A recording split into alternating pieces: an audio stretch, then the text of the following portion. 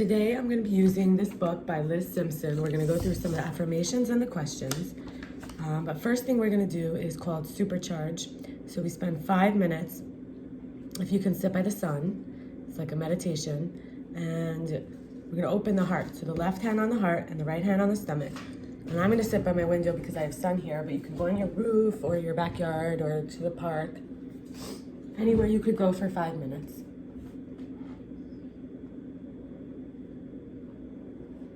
And the mantra is I accept. And when we open our heart, we accept everything and anything, then we can do this work with these questions, these prompts and these affirmations.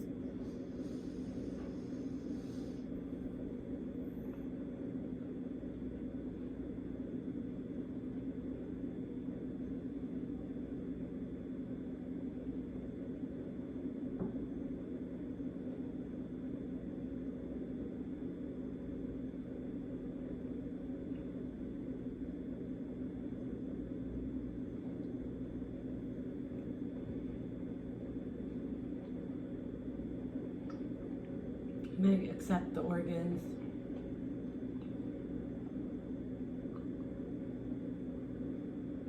So that none have to compete with each other. You might accept the pain so that it doesn't have to be pressured into denial. And then you might accept some joy and excitement and even unhealthy, healthy fear.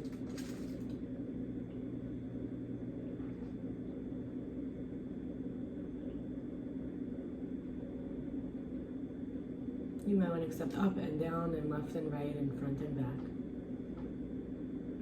Inside, outside. Divinity, humanity. Past and future.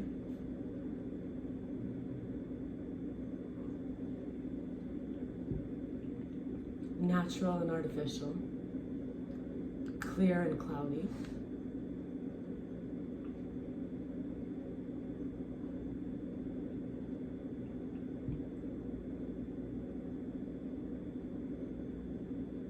Self-consciousness and thickness of materialism versus the lightness of being and expansive radiation.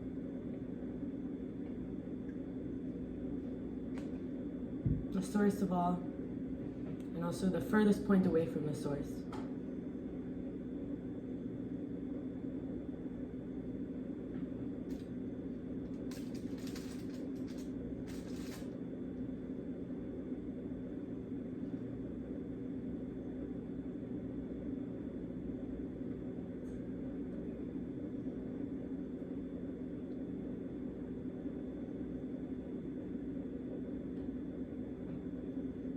It's very important to see the parts of us that we judge, not judge the judging.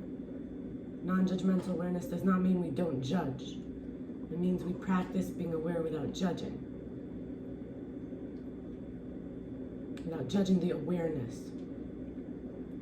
So if our awareness shows us everything wrong, we practice not judging that awareness of how we see this tendency to see bad. Or if we're afraid of that, we might see the tendency to quickly look for something positive.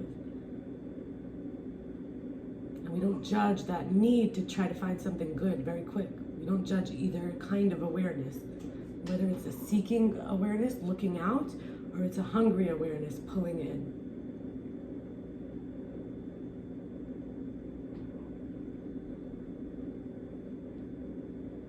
We accept our life, our birth, and also the death and the end. We accept the wisdom is both inner compassion and outer compassion. Everyone is suffering, we're suffering, and it's also not suffering at the same time. We accept time and we accept space.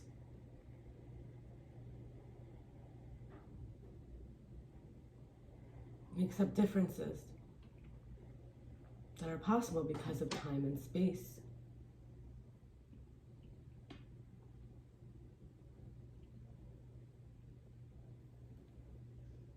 Accept the desires and even where we sinned against ourselves for instant gratification to try to soothe the mind, but it didn't even work. It was not a direct experience of soothing.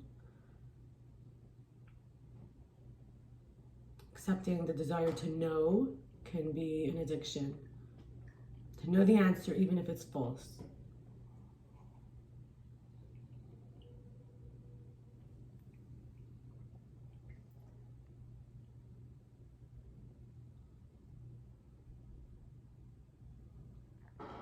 And we have just supercharged, very important to do it in the sunshine, and we have just supercharged ourselves. Now we're going to ask some questions, and I'm going to answer. First, we're going to say affirmations. I send love to, and coming back, I send love to, now I'm going to switch to right hand on the heart and left hand on the stomach. I send love to everyone I know. All hearts are open to receive my love, and just accept that. Send love out to everyone, everyone, everyone. Accept everyone that they're lovable already, as bad and as good as we are. And all their hearts are open. Everyone's just desperate for love. This love is an unconditional love, so we just share, it's full acceptance love. So we just share this love to everyone we know. May everyone in our entire world be a little more dismantled from conditional love. And now I accept the pain is an essential part of my growth and development. And so we take a deep breath.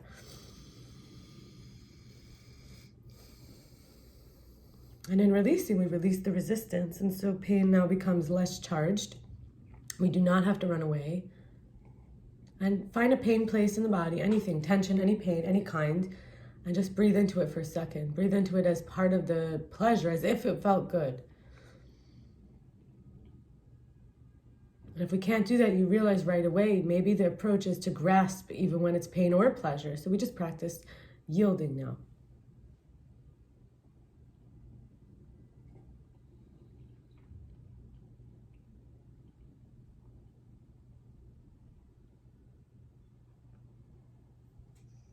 I love myself for who I am and the potential within me.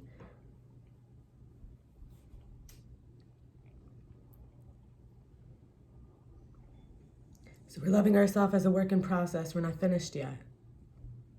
For who we are now is already worthy of love. The same way we might see someone else for a split second and a glimpse, and then we say, oh, they're worthy of my love. But that's not real. There's potential in ourselves too. All past hurt I release into the hands of love. So if we don't have that higher power, which is TLC, so you say now to yourself, I give up this part that I don't know how to take care of yet and receive an even greater tenderness. Like God's hands. I am grateful for all the love that's in my life. And we start to see when we peel back some of these layers where we hold ourselves without acceptance, we don't even accept the love that's already waiting for us. Now maybe a couple people's faces pop in, memories, flashes, whatever it is.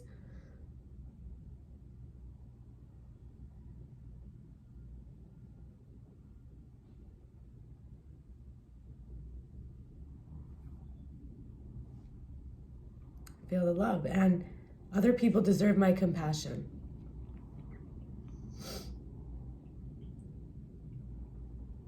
And not a selfish way, like, oh, because I deserve others, they deserve mine. Just straight up. Others do deserve our compassion. They're suffering. They try our best. We don't always see what they're doing. We might have very high standards. We might be possessive, stingy, selfish. Any of these things that just make it so that people around us are not feeling loved, or compassion. But they deserve it. Maybe we'll find better ways. The love I feel for myself and others is unconditional.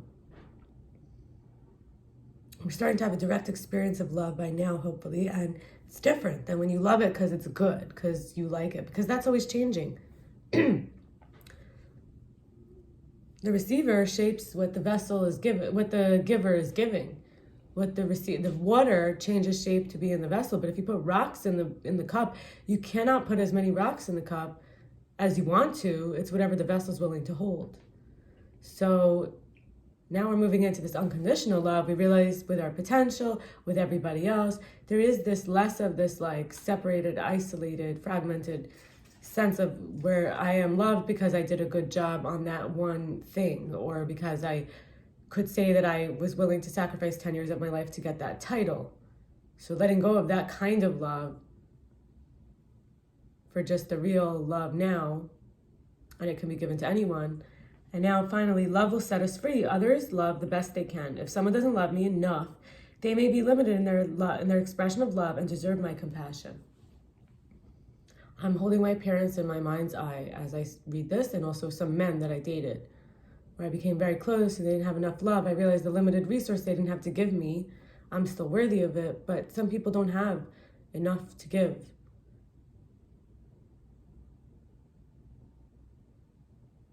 How much more they deserve our compassion. And now we move into the questions. Do we respond to others? We may not answer them, but do we respond to others through the mind and intellect rather than the heart? Tune into the heart's message. Focus on what you truly feel without judging. The heart has the answers.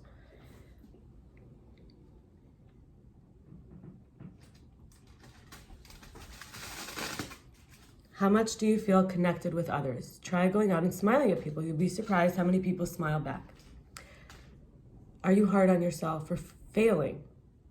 This chakra is about balance, not just with others, but with yourself. Honor your dark and light side. Do you put on a good face? Learn to detach from your feelings. When your heart is full of pain, acknowledge that it represents another lesson. Rejoice, move forward. Are you compassionate or do you judge others? Everyone's reality is different. Know that no one can hurt you. It's how you react to what they do to you that is the cause of your pain.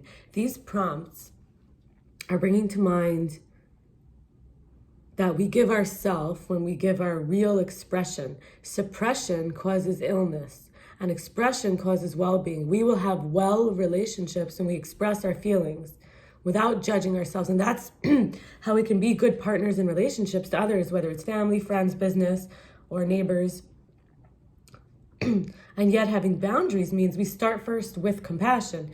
So we could see that this is dark doesn't mean we're expressing to everyone as if it's light.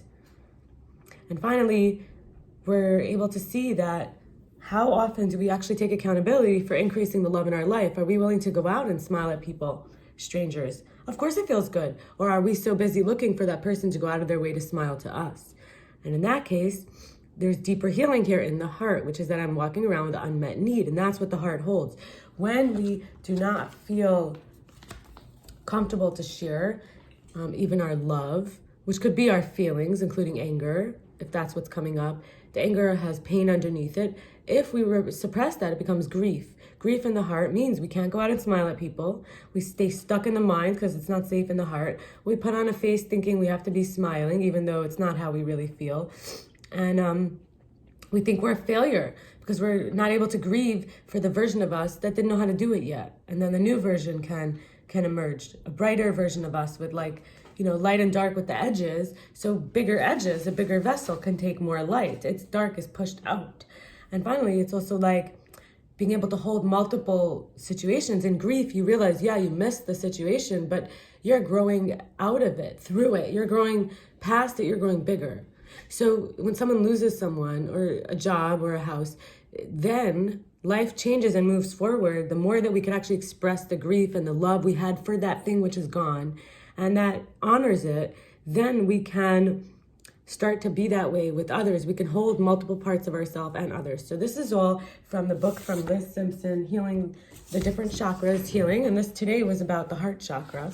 And at some point next will be the throat chakra, which I love and I'm working with a lot. Not to say that I don't love all of them. Thank you. Have a good day. Bye.